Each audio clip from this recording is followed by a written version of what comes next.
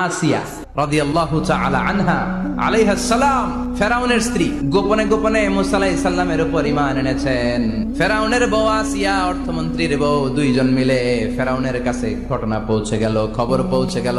ফেরাউন ডেকে পাঠালো দুধের বাচ্চাকে নিয়ে ফেরাউনের অর্থমন্ত্রীর বউ হাজির। কুখ্যাত সন্ত্রাসী ফেরাউনের নিজের বউ আসিয়াও হাজির। ফেরাউন বলে, এক আল্লাহর উপর কুফরির ঘোষণা দে, আল্লাহকে ভুলে যা, আমার পায়ের সামনে সেজদা দে, আমি মাফ করে দেব।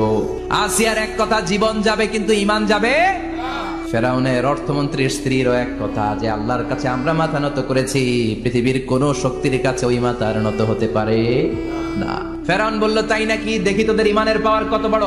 অর্ডার করলো, বিশাল বড় পাতিল নিয়ে আসো, কড়াই নিয়ে আসো, কড়াই ভর্তি তেল গরম করতে শুরু করো। টকবক টকবক করে কড়াইয়ের মধ্যে গরম তেল। ফেরাউন বলে, ও অর্থমন্ত্রীর স্ত্রী, তোমারে অনেক ভালো জানতাম, এখনই আমার পায়ের সামনে সেজদায় লুটিয়ে পড়ো, আল্লাহরে ছাড়ো।